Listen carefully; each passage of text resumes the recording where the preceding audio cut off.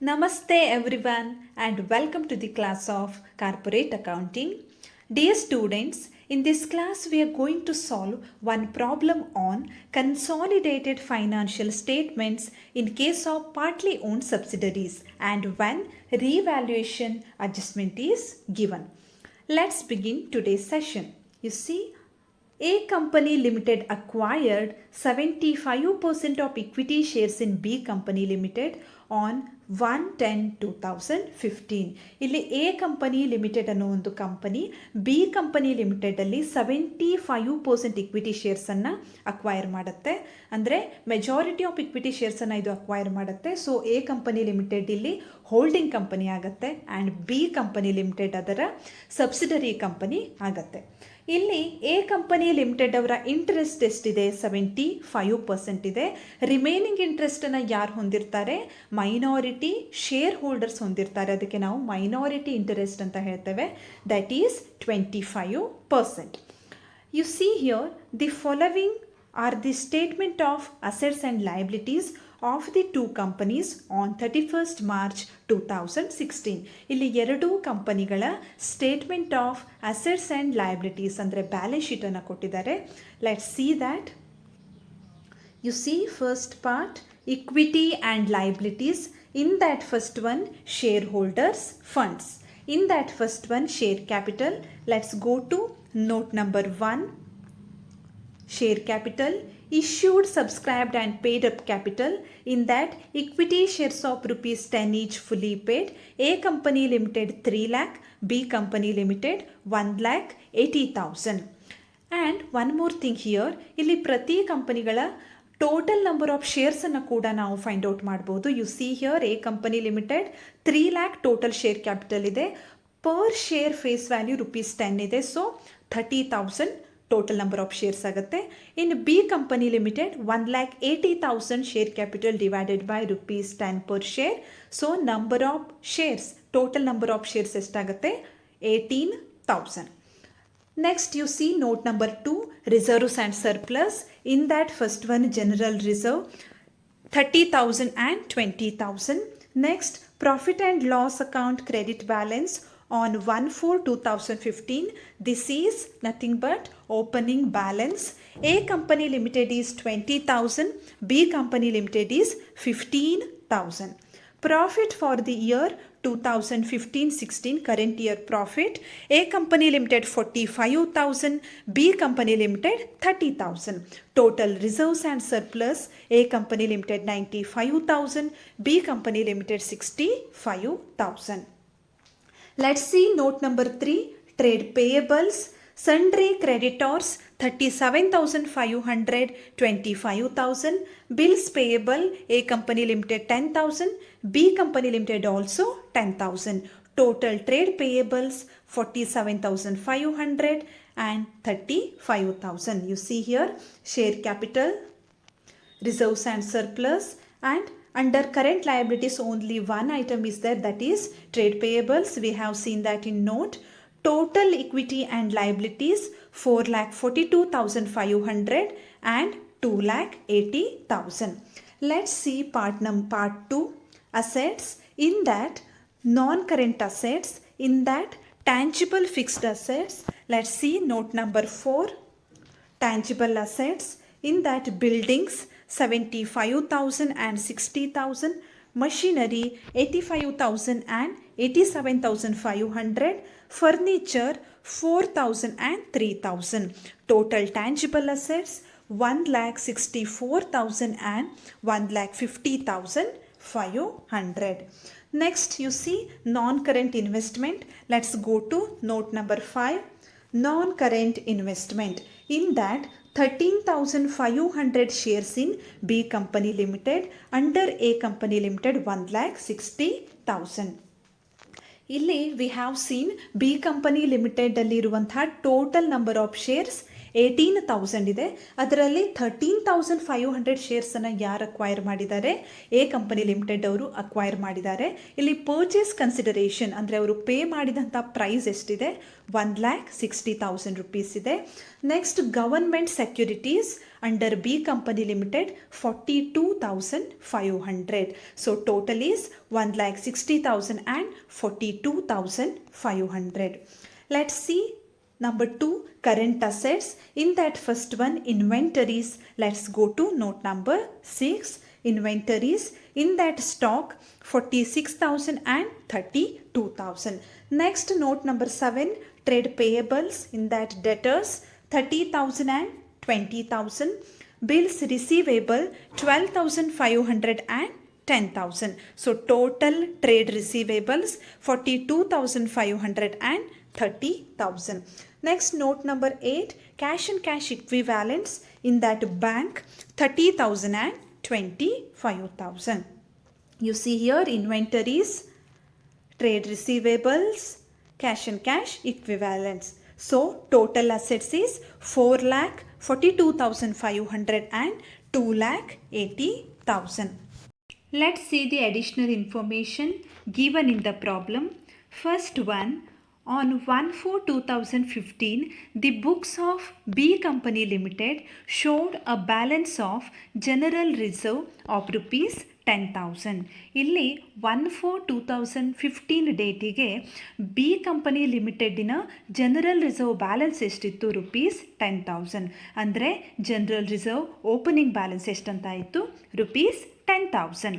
Next note number 2, sundry debtors of B Company Limited include rupees 7,500 due from A Company Limited. ಇಲ್ಲಿ B company ಲಿಮಿಟೆಡಿನ sundry debtors ವ್ಯಾಲ್ಯೂವಿನಲ್ಲಿ A company ಲಿಮಿಟೆಡಿಂದ due ಇರುವಂತಹ rupees 7,500 ಕೂಡ include ಆಗಿದೆ. It means ಇದು inter company debtors ಮತ್ತು creditors ಅಂದ ಹಾಗೆ ಆಯಿತು. So here we have to eliminate these inter company transaction. Okay, ಇದನ್ನು ಹೇಗೆ ಎಲಿಮಿನೇಟ್ ಮಾಡ್ಬೋದು ಅಂದರೆ ಕನ್ಸಾಲಿಡೇಟೆಡ್ ಬ್ಯಾಲೆನ್ಸ್ ಶೀಟನ್ನು ಪ್ರಿಪೇರ್ ಮಾಡುವಾಗ ಸನ್ಡ್ರಿ ಡೆಟಾರ್ಸ್ ಬ್ಯಾಲೆನ್ಸಿನಲ್ಲಿ ಈ 7,500 ರೂಪೀಸನ್ನು ಡಿಡಕ್ಟ್ ಮಾಡಬೇಕು. ಹಾಗೆಯೇ ಸನ್ಡ್ರಿ ಕ್ರೆಡಿಟಾರ್ಸ್ ಬ್ಯಾಲೆನ್ಸ್ನಲ್ಲಿ ಕೂಡ ಇದನ್ನು ಡಿಡಕ್ಟ್ ಮಾಡಬೇಕು. ಯಾಕೆಂದರೆ ಇದು ಇಂಟರ್ ಕಂಪನಿ ಟ್ರಾನ್ಸಾಕ್ಷನ್ ಇದೆ. ಎ ಕಂಪನಿ ಮತ್ತು ಬಿ ಕಂಪನಿ ಲಿಮಿಟೆಡ್ ನಡುವೆ ನಡೆದಂಥ ಟ್ರಾನ್ಸಾಕ್ಷನ್ ಇದೆ. ಸೊ ಇಲ್ಲಿ ಸನ್ಡ್ರಿ ಡೆಟಾರ್ಸ್ ಮತ್ತು ಸನ್ಡ್ರಿ ಕ್ರೆಡಿಟಾರ್ಸ್ ಎರಡೂ ಬ್ಯಾಲೆನ್ಸಿಂದ ಕೂಡ ನಾವು ಡಿಡಕ್ಟ್ ಮಾಡಬೇಕು. Next you C all the bills payable in B Company Limited were drawn by A Company Limited, of which bills worth rupees 7,500 were discounted by A Company Limited. ಇಲ್ಲಿ B company limited ಅವರ bills payable balance ಏನಿದೆ ಅದರಲ್ಲಿ ಇರುವಂಥ ಪ್ರತಿಯೊಂದು ಬಿಲ್ಲನ್ನು ಕೂಡ A company limited draw ಮಾಡಿರುತ್ತೆ. ಹಾಗೆಯೇ ಆ ಬಿಲ್ಗಳಲ್ಲಿ rupees 7,500 ವರ್ತಿನ ಬಿಲ್ಸನ್ನು ಎ ಕಂಪನಿ ಲಿಮಿಟೆಡ್ ಡಿಸ್ಕೌಂಟ್ ಮಾಡಿದೆ. ಓಕೆ, ಯು ಸಿ ಹಿಯರ್ ಇಲ್ಲಿ ಟ್ರಾನ್ಸಾಕ್ಷನ್ ಯಾರ ನಡುವೆ ನಡೆದಿದೆ? ಎ ಕಂಪನಿ ಲಿಮಿಟೆಡ್ ಮತ್ತು ಬಿ ಕಂಪನಿ ಲಿಮಿಟೆಡ್ ನಡುವೆ ನಡೆದಿದೆ. ಸೊ ಇದು ಕೂಡ ಏನಾಗುತ್ತೆ? ಇಂಟರ್ ಕಂಪನಿ ಟ್ರಾನ್ಸಾಕ್ಷನ್ ಆಗುತ್ತೆ. ಇದಕ್ಕೆ ನಾವು ಇಂಟರ್ ಕಂಪನಿ ಬಿಲ್ಸ್ ಅಂತ ಹೇಳ್ತೇವೆ. ಇಲ್ಲಿ ಇದನ್ನು ಕೂಡ ನಾವು ಎಲಿಮಿನೇಟ್ ಮಾಡಬೇಕು. But the thing is you see here ಇಲ್ಲಿ ಎ ಕಂಪನಿ ಲಿಮಿಟೆಡ್ ಏನು ಮಾಡಿದೆ? 7,500 ವರ್ತಿನ ಬಿಲ್ಸನ್ನು ಡಿಸ್ಕೌಂಟ್ ಮಾಡಿದೆ. ಸೊ ಎ ಕಂಪನಿ ಲಿಮಿಟೆಡಲ್ಲಿ ಬಿಲ್ಸ್ ರಿಸೀವೇಬಲ್ ಏನು ಬ್ಯಾಲೆನ್ಸ್ ಇರುತ್ತೆ ಅದರಲ್ಲಿ ಈ 7,500 ರೂಪೀಸ್ ಅನ್ನೋದು ಇನ್ಕ್ಲೂಡ್ ಆಗಿರೋದಿಲ್ಲ. So here we have to see total bills payable balance first. ಮೊದಲಿಗೆ ನಾವು ಟೋಟಲ್ ಬಿಲ್ಸ್ ಪೇಯಬಲ್ ಬ್ಯಾಲೆನ್ಸನ್ನು ನೋಡೋಣ. You see bills payable of B company limited. You see here 10,000 rupees ಇದೆ. ಈ 10,000 ರೂಪೀಸ್ ಬಿಲ್ಲನ್ನು ಯಾರು ಡ್ರಾ ಮಾಡಿದರು? ಎ ಕಂಪನಿ ಲಿಮಿಟೆಡ್ ಅವರು ಡ್ರಾ ಮಾಡಿದರು. ಹೌದಾ? ಇದು ಇಂಟರ್ ಕಂಪನಿ ಬಿಲ್ಸ್ ಆಗಿತ್ತು. ಬಟ್ ಏನಾಗಿದೆ, ಅದಾದ ನಂತರ 10,000 ರೂಪೀಸ್ ಬಿಲ್ಗಳಲ್ಲಿ ಎ ಕಂಪನಿ ಲಿಮಿಟೆಡ್ ಅನ್ನೋದು 7,500 ರೂಪೀಸ್ನ ಬಿಲ್ಲನ್ನು ಡಿಸ್ಕೌಂಟ್ ಮಾಡಿದೆ. ಸೊ ಅದು ಈಗ ಎಕ್ಸಿಸ್ಟ್ ಆಗಿಲ್ಲ. ಸೊ ಎಕ್ಸಿಸ್ಟ್ ಆಗಿರುವಂಥ ಅಮೌಂಟ್ ಎಷ್ಟಾಯಿತು? 10,000 ರೂಪೀಸ್ ಮೈನಸ್ 7,500. ಸೊ ಈಗ ಇಂಟರ್ ಕಂಪನಿ ಬಿಲ್ಸ್ ಎಷ್ಟು ವರ್ತಿನ ಬಿಲ್ಸ್ ಇದೆ? 2500. ಅಂಡರ್ಸ್ಟ್ಯಾಂಡ್ ಆಯ್ತಲ್ವಾ? ಆ ಬಿಲ್ಸ್ ಪೇಯಬಲ್ ಇಲ್ಲಿ ಇನ್ಕ್ಲೂಡ್ ಆಗಿರುತ್ತೆ. ಹಾಗೆಯೇ ಬಿಲ್ಸ್ ರಿಸೀವೇಬಲ್ ಇಲ್ಲೇನಿದೆ 12,500 ಇದರಲ್ಲಿ ಕೂಡ ಇನ್ಕ್ಲೂಡ್ ಆಗಿದೆ. ಓಕೆ, ಇಲ್ಲಿ 2,500 ರುಪೀಸು ಇನ್ಕ್ಲೂಡ್ ಆಗಿರುತ್ತೆ, ಇದನ್ನು ಡಿಡಕ್ಟ್ ಮಾಡಬೇಕು. ಹಾಗೆ ಈ 10,000 ರುಪೀಸಲ್ಲೂ ಕೂಡ 2,500 ರುಪೀಸು ಇನ್ಕ್ಲೂಡ್ ಆಗಿರುತ್ತೆ, ಇದನ್ನು ಕೂಡ ನಾವು ಡಿಡಕ್ಟ್ ಮಾಡಿ ಎಲಿಮಿನೇಟ್ ಮಾಡಬೇಕು. Next you see buildings of B Company Limited were overvalued by rupees 10,000 and machinery was undervalued by rupees 5,000. ಇಲ್ಲಿ ಓವರ್ ವ್ಯಾಲ್ಯೂಷನ್ ಮತ್ತು ಅಂಡರ್ ವ್ಯಾಲ್ಯೂಷನ್ ಆಗಿದೆ. ಅಂದರೆ ಇಲ್ಲಿ ಅಕ್ವಿಸಿಷನ್ ಆದ ಸಂದರ್ಭದಲ್ಲಿ ಬಿ ಕಂಪನಿ ಲಿಮಿಟೆಡಿನ ಅಸೆಟ್ಸ್ಗಳ ರಿವ್ಯಾಲ್ಯೂಷನನ್ನು ಮಾಡಲಾಗುತ್ತೆ. ಓಕೆ, ಮರು ಮೌಲ್ಯಮಾಪನ ಮಾಡಿದಾಗ ಆ ಕಂಪನಿಯ ಕೆಲವು ಅಸೆಟ್ಗಳು ಓವರ್ ವ್ಯಾಲ್ಯೂ ಆಗಿವೆ, ಕೆಲವು ಅಸೆಟ್ಗಳು ಅಂಡರ್ ವ್ಯಾಲ್ಯೂ ಆಗಿವೆ. ಯು ಸಿ ಹಿಯರ್ ಬಿಲ್ಡಿಂಗ್ ಏನಾಗಿದೆ, ಓವರ್ ವ್ಯಾಲ್ಯೂಷನ್ ಆಗಿದೆ. ಓವರ್ ವ್ಯಾಲ್ಯೂಷನ್ ಅಂದರೆ ಆ್ಯಕ್ಚುವಲ್ ವ್ಯಾಲ್ಯೂಕ್ಕಿಂತ ಹೆಚ್ಚಿನ ವ್ಯಾಲ್ಯೂದಲ್ಲಿ ಅವರು ಆ ಬಿಲ್ಡಿಂಗ್ಸನ್ನು ರೆಕಾರ್ಡ್ ಮಾಡಿರ್ತಾರೆ. So this is loss. ಹೌದಾ? ಇದನ್ನು ನಾವು ಕ್ಯಾಪಿಟಲ್ ಲಾಸ್ ಅಂತ ಕನ್ಸಿಡರ್ ಮಾಡಿರ್ತೇವೆ. ಯಾಕೆ? ಆ್ಯಕ್ಚುವಲ್ ವರ್ತ್ ಅನ್ನೋದು ಕಡಿಮೆ ಇರುತ್ತೆ, ಆದರೆ ಹೆಚ್ಚಿಗೆ ಮೌಲ್ಯದಲ್ಲಿ ಅದನ್ನು ರೆಕಾರ್ಡ್ ಮಾಡಿರ್ತಾರೆ. ಸೊ ಇದೇನಾಗುತ್ತೆ, ಲಾಸ್ ಆಗುತ್ತೆ. ಇದು ಕ್ಯಾಪಿಟಲ್ ಲಾಸ್ ಅಂತ ಕನ್ಸಿಡರ್ ಮಾಡಬೇಕು. ನೆಕ್ಸ್ಟ್ ಮಷಿನರಿ ಏನಾಗಿದೆ, ಅಂಡರ್ ವ್ಯಾಲ್ಯೂ.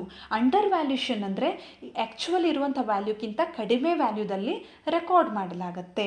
ಸೊ ಇದೇನಾಗುತ್ತೆ, ಪ್ರಾಫಿಟ್ ಆಗುತ್ತೆ. ಯಾಕೆ? ಆ್ಯಕ್ಚುವಲ್ ವ್ಯಾಲ್ಯೂ ಜಾಸ್ತಿ ಆಗಿರುತ್ತೆ, ಅವರು ರೆಕಾರ್ಡ್ ಮಾಡಿದಂಥ ವ್ಯಾಲ್ಯೂ ಕಡಿಮೆ ಆಗಿರುತ್ತೆ. ಸೊ ಇದು ಪ್ರಾಫಿಟ್ ಆಗಿರುತ್ತೆ. ಇವನ್ನು ನಾವು ಕ್ಯಾಪಿಟಲ್ ಪ್ರಾಫಿಟ್ ಅಂತ ಕನ್ಸಿಡರ್ ಮಾಡ್ತೇವೆ. ಯಾಕೆಂದರೆ ಇಲ್ಲಿ ರಿವ್ಯಾಲ್ಯೂಷನ್ ಮಾಡಿದ್ದು ಆಕ್ವಿಸಿಷನ್ ಟೈಮಲ್ಲಿ ಅಂತ ನಾವು ಅಸಂಪ್ಷನ್ ಮಾಡ್ತೇವೆ. Because date is not mentioned. ಇಲ್ಲಿ ಯಾವ ಡೇಟಿಗೆ ರಿವ್ಯಾಲ್ಯೂಷನ್ ಮಾಡಿದ್ದಾರೆ ಅಂತ ಅವರು ಮೆನ್ಷನ್ ಮಾಡಿಲ್ಲ. ಸೊ ನಾವು A company limited B company ಲಿಮಿಟೆಡಲ್ಲಿ ಶೇರ್ಸನ್ನು ಅಕ್ವೈರ್ ಮಾಡುವ ಸಂದರ್ಭದಲ್ಲಿ ರಿವ್ಯಾಲ್ಯೂಷನ್ ಮಾಡಿದ್ದಾರೆ ಅಂತ ಅಸ್ಯೂಮ್ ಮಾಡಿ ಅದನ್ನು ಕ್ಯಾಪಿಟಲ್ ಪ್ರಾಫಿಟ್ ಮತ್ತು ಕ್ಯಾಪಿಟಲ್ ಲಾಸ್ ಅಂತ ಕನ್ಸಿಡರ್ ಮಾಡಬೇಕು. ಇನ್ ಕೇಸ್ ಲಯಬಿಲಿಟಿಗಳ ರಿವ್ಯಾಲ್ಯೂಷನ್ ಮಾಡಿದರೆ ಇದು ರಿವರ್ಸ್ ಆಗುತ್ತೆ. Okay, over valuation of liability ಅಂತ ಇದ್ದರೆ ಅದನ್ನು ಪ್ರಾಫಿಟ್ ಅಂತ ಕನ್ಸಿಡರ್ ಮಾಡ್ತೇವೆ. ಅಂಡರ್ ವ್ಯಾಲ್ಯೂಷನ್ ಆಫ್ ಲಯಬಿಲಿಟಿ ಅಂತ ಇದ್ದರೆ ಅದನ್ನು ಲಾಸ್ ಅಂತ ಕನ್ಸಿಡರ್ ಮಾಡ್ತೇವೆ. ಇಲ್ಲಿ ಓನ್ಲಿ ಅಸೆಟ್ಟಿನ ಕೇಸನ್ನು ಕೊಟ್ಟಿದ್ದಾರೆ. You see here we have to prepare the consolidated statement of assets and liabilities as on 31st March 2016. ಇಲ್ಲಿ ಕನ್ಸಾಲಿಡೇಟೆಡ್ ಅಸೆಟ್ಸ್ ಆ್ಯಂಡ್ ಲಯಬಿಲಿಟಿಗಳನ್ನು ನಾವು ಪ್ರಿಪೇರ್ ಮಾಡಬೇಕು. First, in solution, you know that we have to prepare some working notes. Let's begin the solution. Working notes, in that first one, calculation of pre-acquisition and post-acquisition period and time ratio. Here first we have to take beginning date of accounting period, that is 1/4/2015. Date of acquisition is 1/10/2015. Date of consolidation, that is closing date, that is 31st March 2016. ಇಲ್ಲಿ date of beginning date of accounting ಪೀರಿಯಡಿಂದ date of ಆಕ್ವಿಸಿಷನಿನ immediate preceding date ತನಕ ಇರುವ ಪೀರಿಯಡಿಗೆ ನಾವು pre acquisition period ಅಂತ ಹೇಳ್ತೇವೆ. That is from 1/4/2015 to 30th September 2015. That is the period of 6 months. And post acquisition period from 1/10/2015 to 31st March 2016. That is also the period of 6 months. Therefore here time ratio will become 1:1. ಯಾಕೆ? 6:6, that equals to 1:1. Let's see ratio of shareholding in B Company Limited, that is ratio between majority and minority. ಕ್ವಶನ್ನಲ್ಲೇ ಅವರು mention ಮಾಡಿದ್ದಾರೆ A company limited ಎಷ್ಟು ಶೇರ್ಸನ್ನು acquire ಮಾಡಿದೆ, 75%. ಅಂದರೆ minority interest ಎಷ್ಟಾಗುತ್ತೆ, 25%. So ratio is 3:1. But ನಾವು ಕ್ಯಾಲ್ಕುಲೇಷನನ್ನು ಕೂಡ show ಮಾಡ್ಬೋದು. You C total number of shares in B company limited 1,80,000 divided by 10 ಅಂದರೆ 18,000 ಶೇರ್ಸ್ ಆಗುತ್ತೆ. Number of shares purchased by A company limited, that is 13,500. Therefore, share of minority is 4,500. Ratio between majority and minority 13,500 is to 4,500, that is 3:1. Okay. Next, you see analysis of profits of B Company Limited, that is subsidiary company. This working note is very important because ನೀವು ಈ working ನೋಟನ್ನು ಸರಿಯಾಗಿ ಮಾಡಿಕೊಂಡ್ರಿ ಅಂದರೆ consolidated balance ಶೀಟನ್ನು prepare ಮಾಡೋದು ನಿಮಗೆ ಬಹಳ easy ಆಗುತ್ತೆ.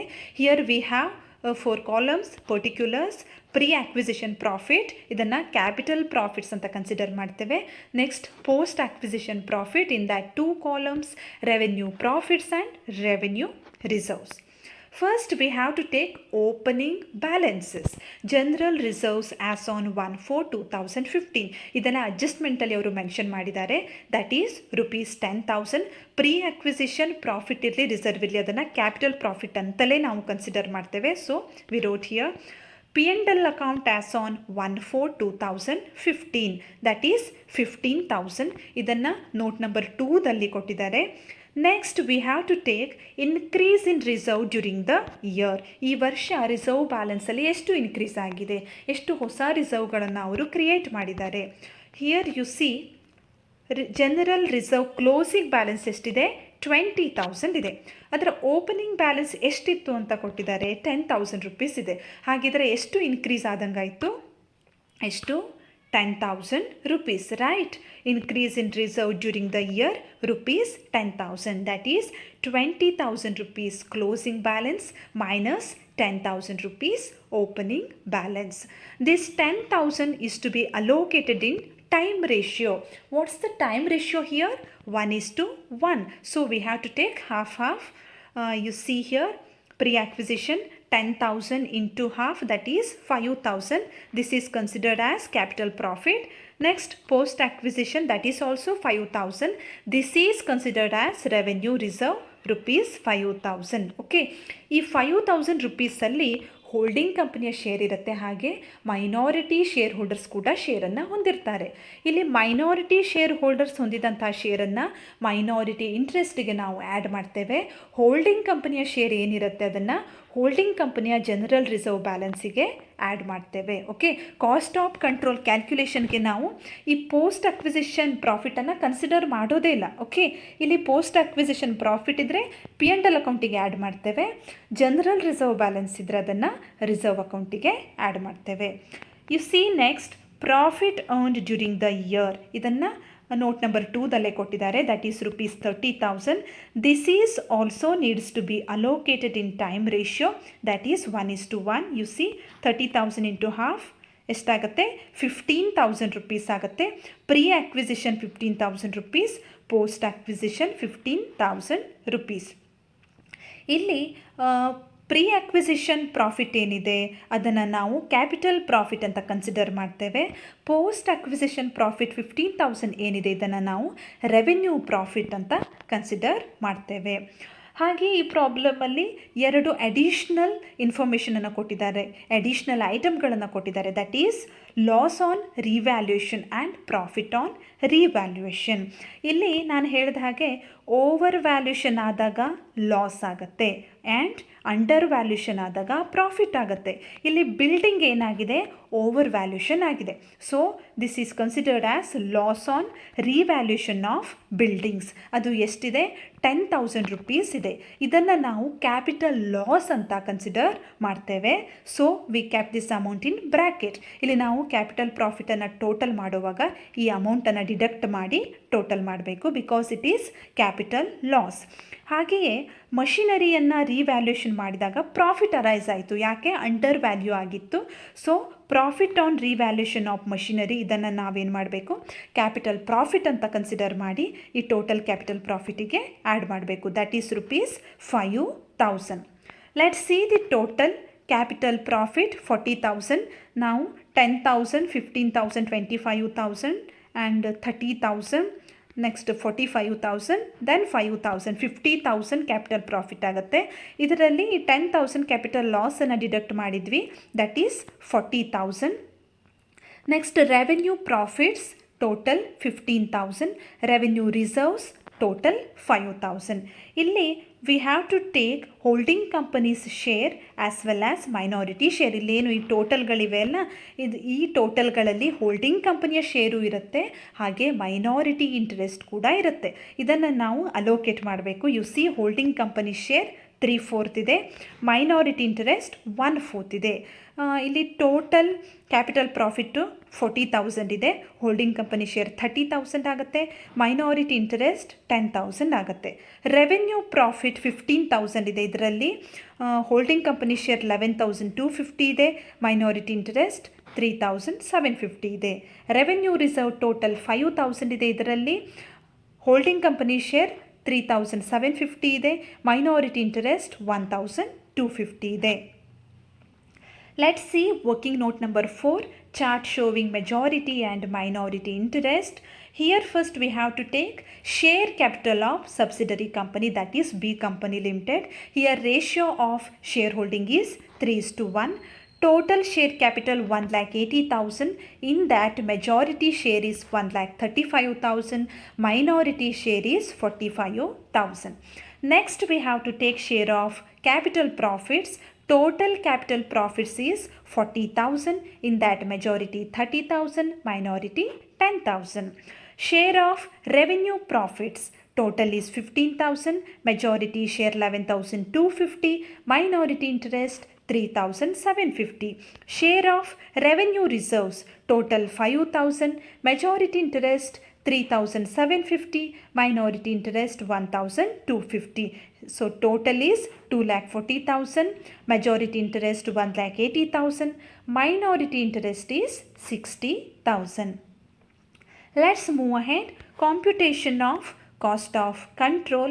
Here we have to compare two things. You know that one is cost of acquisition, another one is value of investment. Okay, cost of acquisition. Here number of shares, I think I have typed wrong.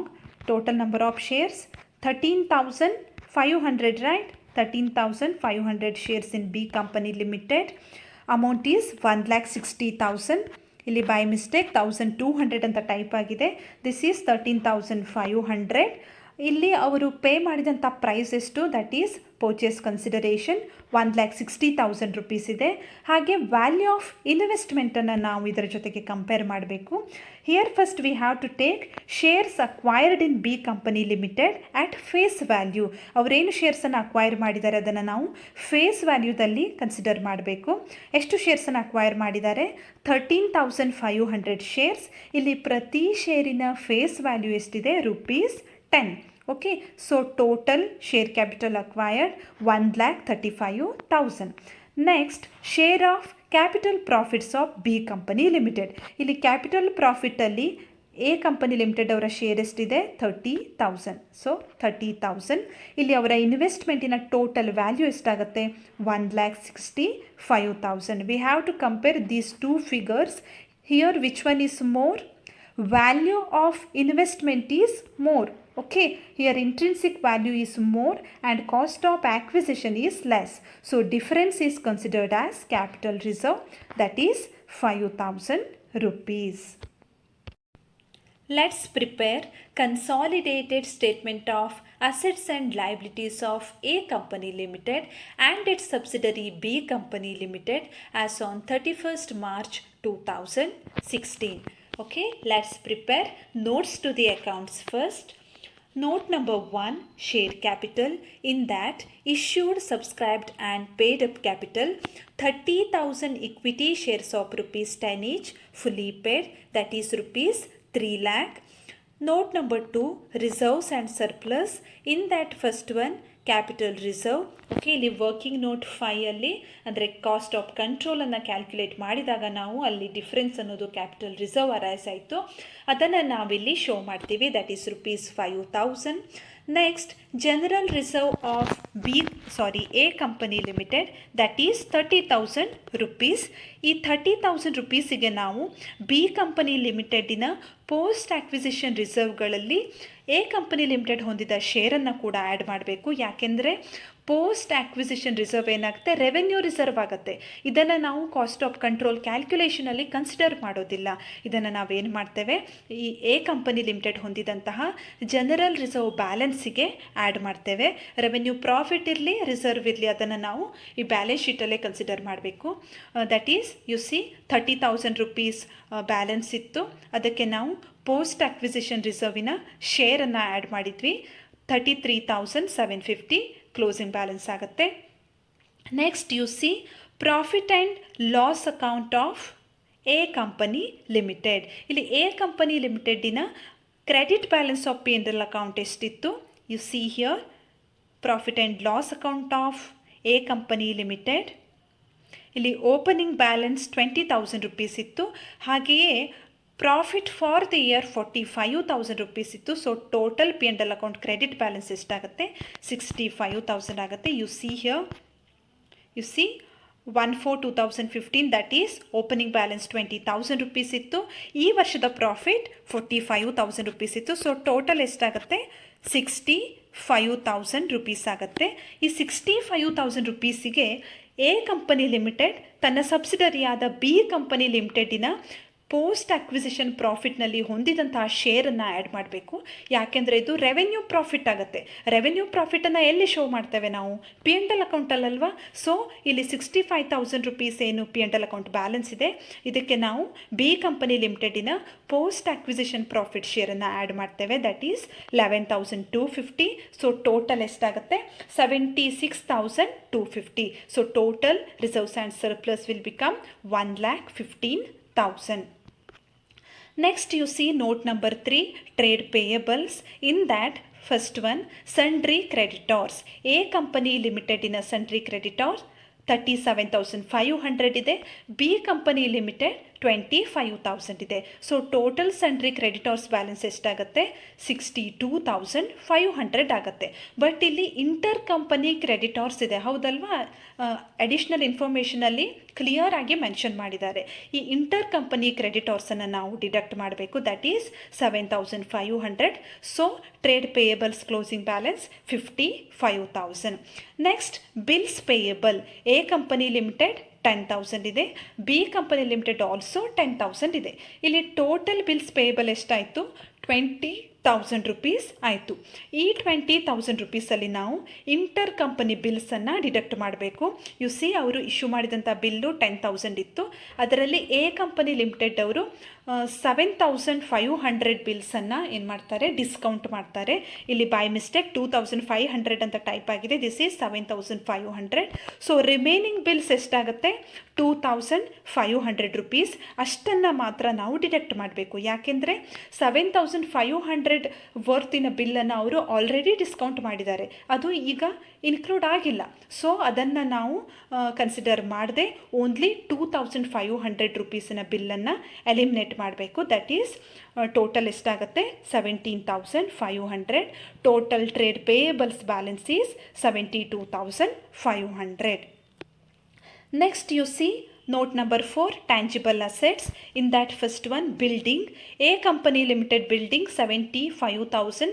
B company limited building value ಎಷ್ಟಿದೆ? 60,000 ಇದೆ. Total buildings value ಎಷ್ಟಾಗುತ್ತೆ? 1,35,000 ಆಗುತ್ತೆ. ಇಲ್ಲಿ ಅಡ್ಜಸ್ಟ್ಮೆಂಟಲ್ಲಿ ನಾವು ನೋಡಿದ್ವಿ, ಬಿಲ್ಡಿಂಗಿನ valuation ಏನಾಗಿದೆ? Over valuation ಆಗಿದೆ. ಅಂದರೆ ಆ್ಯಕ್ಚುಯಲ್ ಇರುವ ವ್ಯಾಲ್ಯೂಕ್ಕಿಂತ ಹೆಚ್ಚಿನ ವ್ಯಾಲ್ಯೂದಲ್ಲಿ ಅದನ್ನು ಶೋ ಮಾಡಿದ್ದಾರೆ.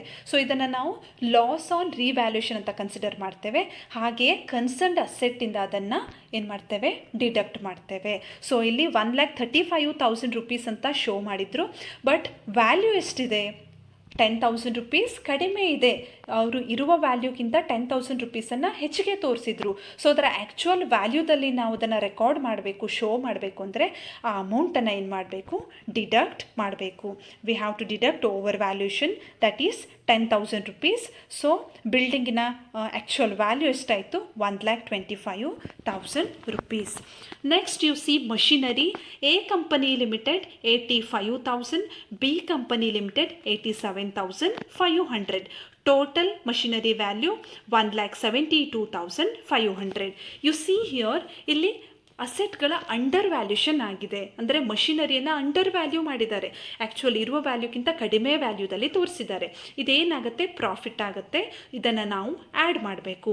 ಅಂಡರ್ ವ್ಯಾಲ್ಯೂಷನ್ ಆಫ್ ಅಸೆಟ್ಸ್ 5,000 ರುಪೀಸನ್ನು ಆ್ಯಡ್ ಮಾಡಿದ್ವಿ. ಸೊ ಆ್ಯಕ್ಚುಯಲ್ ವ್ಯಾಲ್ಯೂ ಈಗ ಕ್ಲೋಸಿಂಗ್ ಬ್ಯಾಲೆನ್ಸ್ ಎಷ್ಟಾಗುತ್ತೆ? 1,77,500. Next you see furniture, A company limited 4,000, B company limited 3,000, total furniture value 7,000 rupees. Tangible assets total 3,09,500. Next, note number 5, non-current investment, investment in government securities 42,500. Next, note number 6, inventories, in that stock A company limited 46,000, B company limited 32,000. Total inventory value 78,000. Next you see note number 7, trade receivables. In that sundry debtors, A company limited 30,000, B company limited 20,000. Total sundry debtors 50,000. ಈ 50,000 ರುಪೀಸಲ್ಲಿ inter company debts ಕೂಡ include ಆಗಿದೆ. ನಾವು ಅದನ್ನು eliminate ಮಾಡಬೇಕು ಅಂದರೆ deduct ಮಾಡಬೇಕು. Less inter company debts 7,500. Final amount is 42,500. Next you see bills receivable. ಇಲ್ಲಿ by mistake bills payable ಅಂತ ಟೈಪ್ ಆಗಿದೆ. This is bills receivable. Bills receivable A company limited 12,500, B company limited 10,000, total 22,500. ಇಲ್ಲಿ bills receivable total balance ಎಷ್ಟಿದೆ 22,500 ಇದೆ. But ಇದರಲ್ಲಿ inter company bills ಕೂಡ include ಆಗಿದೆ. We have to deduct that. ಹೌದಾ? Less inter company bills. Actually ಅವರು draw ಮಾಡಿದಂಥ bill 10,000 rupees ಇತ್ತು, ಆದರೆ ಅದರಲ್ಲಿ 7,500 ರುಪೀಸಿನ ಬಿಲ್ಸನ್ನು ಡಿಸ್ಕೌಂಟ್ ಮಾಡಿದ್ದಾರೆ. So at present inter company bills ಎಷ್ಟು ಎಕ್ಸಿಸ್ಟ್ ಆಗಿದೆ 2,500. ಅದನ್ನು ಡಿಡಕ್ಟ್ ಮಾಡಿದ್ವಿ. Final amount is 20,000. Trade receivables total 62,500. Next, note number 8, cash and cash equivalents. In that first bank, A company limited 30,000, B company limited 25,000. Total amount is 55,000. Let's see the balance sheet. First one, equity and liabilities. In that first one, shareholders funds. In that share capital 3 lakh, reserves and surplus 1,15,000. Total shareholders funds 4,15,000. Minority interest as per working note number 4 60,000. Current liabilities in that trade payables 72,500. Total 5,47,500. Next, number 2 or part 2, assets. In that first one, non-current assets. In that tangible fixed assets 3,09,500. Non-current investment 42,500. Total non-current investments 3,52,000. Next, current assets. In that inventory 78,000. Trade receivables 62,500. Cash and cash equivalents 55,000. Total current assets 1,95,500. Total assets 5,47,500. You see here some notes are there relating to intercompany transactions and revaluation of assets. That's all in this session.